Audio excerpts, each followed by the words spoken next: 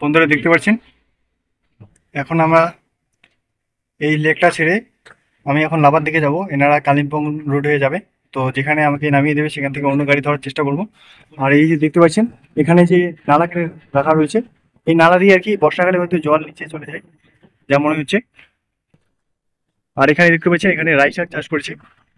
আর ওইদিকে সুন্দর সুন্দর হোমস্টে রয়েছে। আর এই রাস্তাগুলো কিন্তু খুব কার্ভ, 1 কিলোমিটারে মোটামুটি 5-6টা কার্ভ পেয়ে যাবেন কমন। আর এদিকে দেখতে পাচ্ছেন এখানে অনেক গাছ রয়েছে, বাঁশঝাড়ও রয়েছে মাঝে মধ্যে।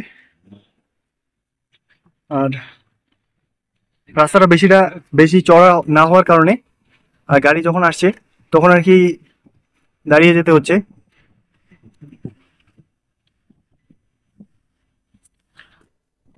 এই যে দেখতে পাচ্ছেন,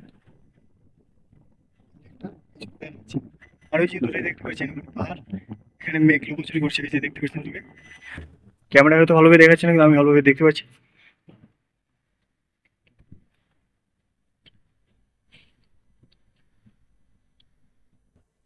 এরকম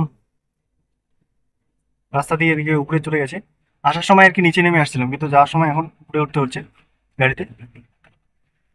আর এখানে একটা ফুড স্টল রয়েছে ছোট, আর উপরে এদিকে ক্যাম্প রয়েছে, আমাদের স্থানীয় ভাষায় ওটাকে বলে টোং। এখানে হয়তো কোনো কিছু পাহারা দিবে মনে হচ্ছে যা।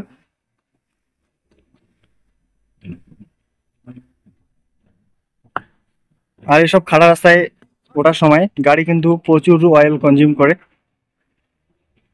এই যে দেখতে পাচ্ছেন রাস্তা মোটামুটি ঠিকঠাকই আছে, কিন্তু কিছুটা উপরে গিয়ে কিছুটা ভাঙাচোরা রাস্তা রয়েছে। তারপরে ওইদিকে রাস্তাটা অনেকটা ওয়াইড রয়েছে, আমি আসার সময় দেখেছিলাম।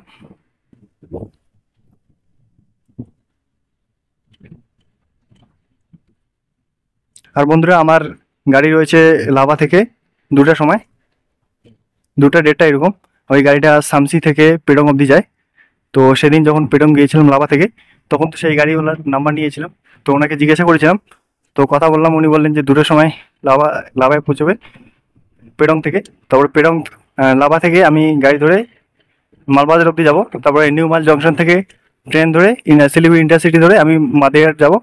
মাদারিহাটে ওখানে নেমে আমার বাড়ি ওখানে কাছেই, ওখানে গাড়ি ধরে বাড়ি পৌঁছে যাবো। আমার এরকম প্ল্যান রয়েছে। কিন্তু নেওড়াভলিটা হলো না, একটু খারাপও লাগছে কিন্তু কিছু করার নেই। 2500 টাকা এখন খরচ করাটা আমার পক্ষে খুবই টাফ। পরবর্তীতে যখন গ্রুপ নিয়ে আসবো তখন আসলে খরচও কম হবে, আর নেওড়াভলিটা এক্সপ্লোর করে নেবো। আমার দিদি এর আগে করেছিল, আমার দিদি আলিপুরদুয়ার কলেজ থেকে নিয়ে এসেছিল জুলজি আর কি, ট্রাভেল ছিল একটা, ট্যুর ছিল আর কি জুলজির পক্ষ থেকে, জুলজি ডিপার্টমেন্ট আলিপুরদুয়ার কলেজের। তো সেখানে যা বুঝলাম, পার্সোনাল গাড়ি না থাকলে ওসব জায়গায় গেলে অনেক খরচা হবে। আর একার পক্ষে তো একটা গাড়ি রিজার্ভ করা সম্ভব না। আর ওখান থেকে লাভা থেকে নেওড়া ভ্যালি ন্যাশনাল পার্ক যাওয়ার জন্য 2500 টাকা একটা গাড়ি রিজার্ভ। তো একার পক্ষে 2500 টাকা, সরি 1500 টাকা, সব মিলে 2500 টাকা। তো এত টাকা খরচ করা সম্ভব না একার পক্ষে। বেশি জন থাকলে হয়তো কিছুটা কম খরচে হয়ে যেত।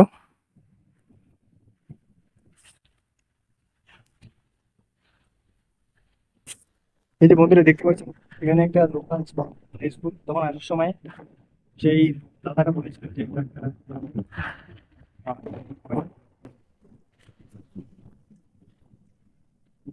আর এদিকে মাঝে মধ্যে বাচ্চারও দেখা যাচ্ছে।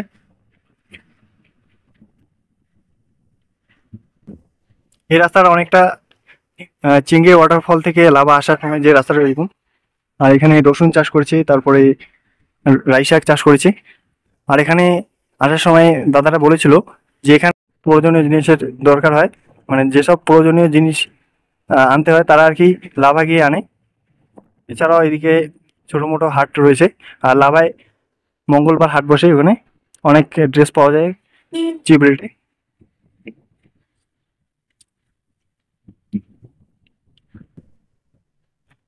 সেদিন আমি এদিকে মঙ্গলবার পেটং থেকে আসার সময় ওদিকে দেখছিলাম আর কি হাট।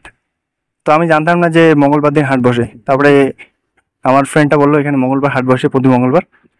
তো আমাদের বাড়ির ওইদিকে যে জ্যাকেটগুলো মোটামুটি 800 1000 এরকম রেটে পাওয়া যায়, সেই সেম জ্যাকেট এদিকে মোটামুটি 500 600 এরকম রেটে পাওয়া যায়।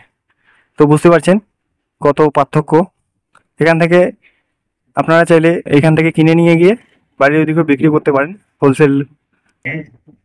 কোলাখাম থেকে লাভা আসার সময় যে গাড়িতে এসেছিলাম গাড়িটা একটু পুরনো ছিল, সেজন্য এরকম খারাপ রাস্তা ওঠার সময়, এটা তো ভালোই রয়েছে, ওই রাস্তাটা খারাপ ভাঙাচোরা রাস্তা, ওঠার সময় অনেক জায়গায় আর কি গাড়িটা নিজে থেকে বন্ধ হয়ে যাচ্ছিল অটোমেটিক।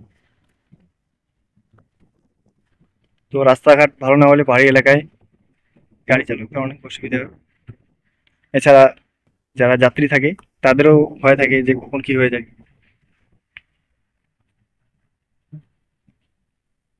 तो नीचे जा रहे हो सर? বন্ধুরা দেখতে পাচ্ছেন এই যে মাঝে মধ্যে মেঘও দেখা যাচ্ছে, এই যে আমি কাছে থেকে দেখতে পাচ্ছি। यहाँ से बता रहे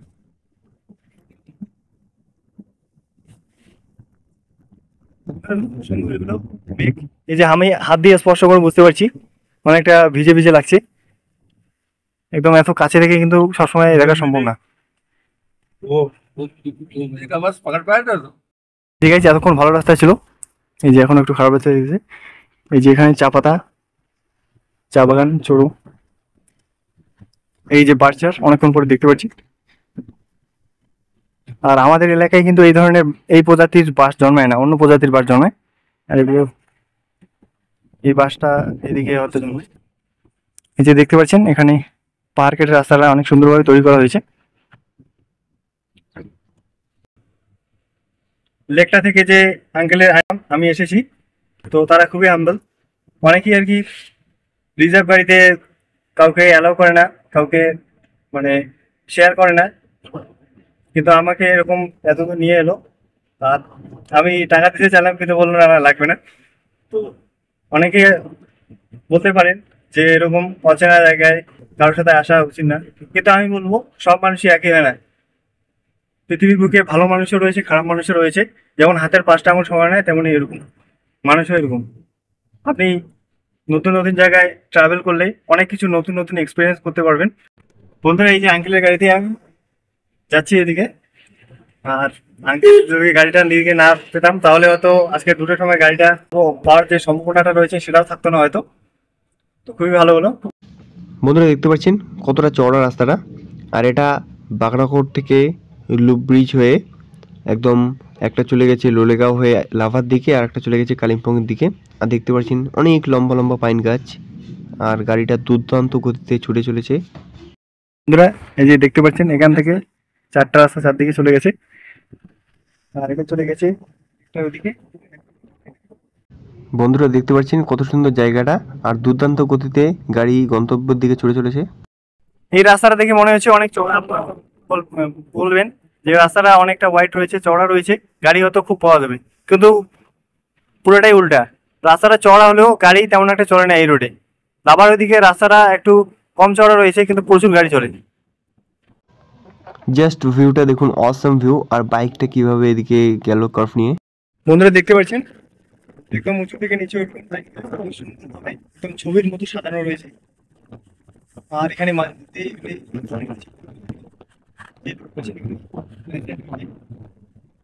আর এখানে হয়েছে যাতে জমে থাকলে তখন ভেজা ভেজা থাকবে, সিক্ত থাকবে, সিক্ত থাকলে কি হবে, ন্যাচারাল হওয়ার সম্ভাবনা থাকে।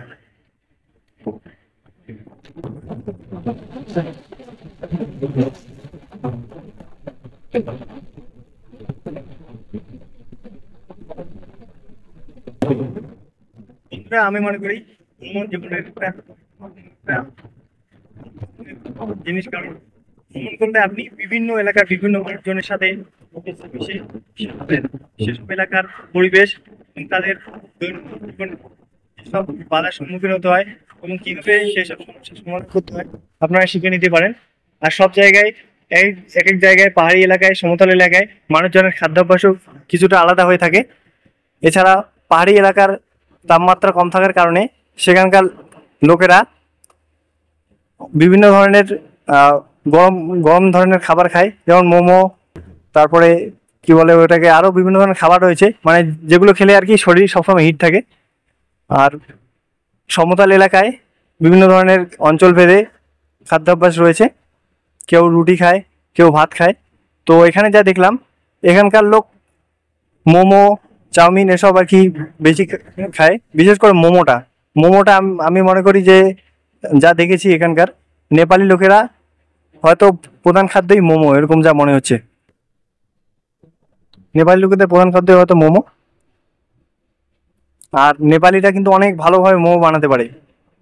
আপনারা নেপালিদের হাতে মোমো খেয়ে বুঝতে পারবেন যে তারা কত ভালোভাবে বানায়।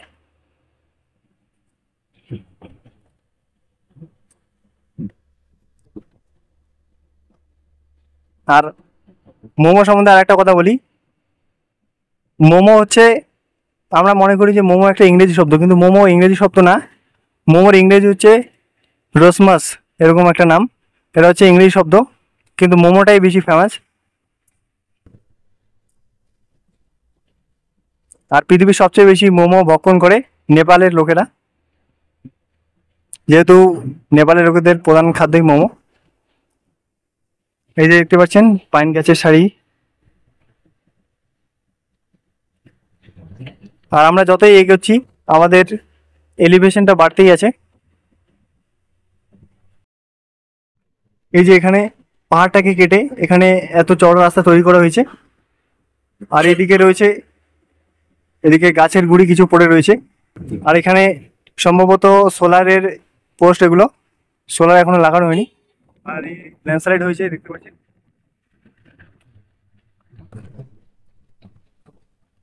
ওই যে বন্ধুরা দূরে দেখতে পাচ্ছেন, তখন ওইদিকে ছিলাম, দেখলাম ওইদিকে, তো এখান থেকে দেখা যাচ্ছে।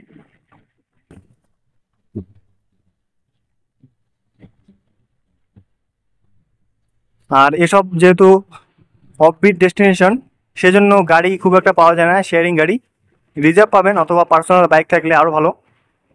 কিন্তু শেয়ারিং গাড়ি তেমন একটা পাওয়া যায় না, খুবই কম পাওয়া যায়, রেয়ার।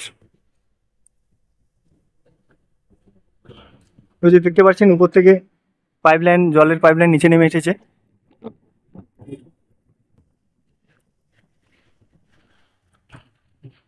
ওই যে সামনের যে পিক আপ ভ্যানটা দেখতে পাচ্ছেন, ওটাই জল বয়ে নিয়ে যাচ্ছে উপরে। আর পাহাড়ি এলাকায় সব জায়গায় জল পাওয়া যায় না, জলের খুবই সমস্যা। সেজন্য সরকারিভাবে এবং বেসরকারিভাবে বিভিন্ন গ্রামে গঞ্জে এরকম জল সরবরাহ করা হয়, যাতে সেখানকার মানুষদের কোনো রকম সমস্যা না হয়। আর এখানে দেখতে পাচ্ছেন অনেকগুলো পোস্ট দেওয়া রয়েছে, হয়তো খুব শীঘ্রই এখানে সোলার লাইট বসানো হবে যা মনে হচ্ছে, যেহেতু অনেকটা চওড়া রাস্তা, হাইওয়ে। আর এই অঞ্চলটা বলছে কালিম্পং জেলায়। আর কালিম্পং আর দার্জিলিং যখন একই জেলা ছিল, মানে দার্জিলিং ছিল যখন, তো দার্জিলিং তখন একটা এমনই জেলা ছিল যে দার্জিলিংয়ের সাথে ভুটানের আন্তর্জাতিক সীমানা ছিল, নেপালের আন্তর্জাতিক সীমানা ছিল, এবং বাংলাদেশেরও আন্তর্জাতিক সীমানা ছিল, এই তিনটা দেশের এমনই একটা জেলা ছিল। মানে 2017 সালে কালিম্পং আলাদা জেলা হয়ে যায় আর দার্জিলিং আলাদা জেলা।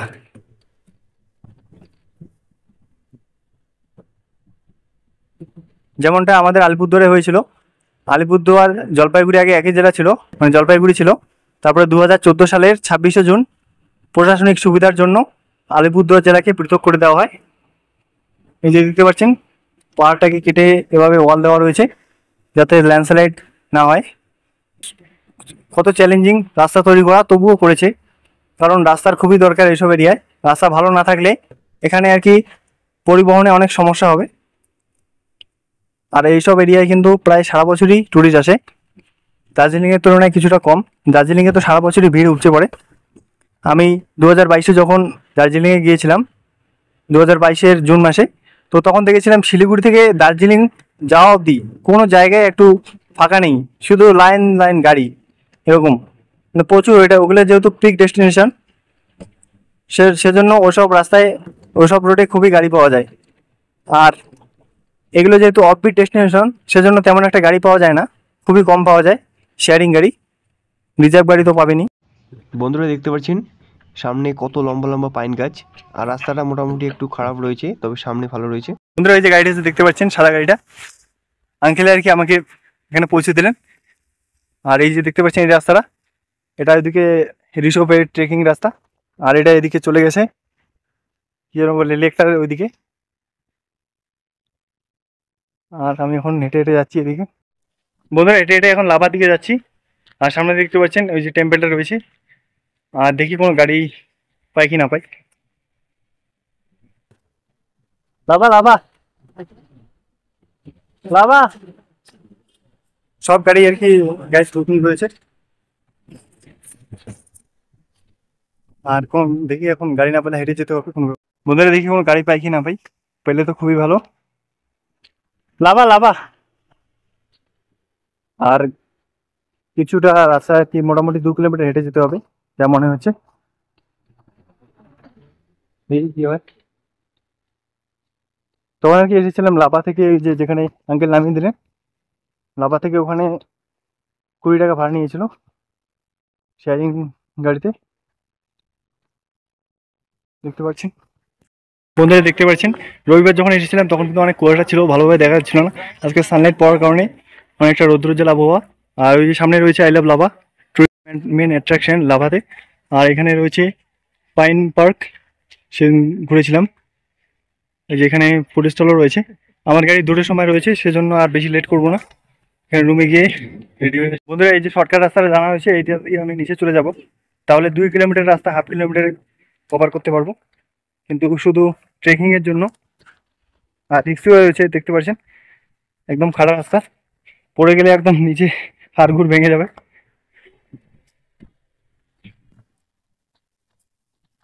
দেখতে পাচ্ছেন খুব টাফ রাস্তা,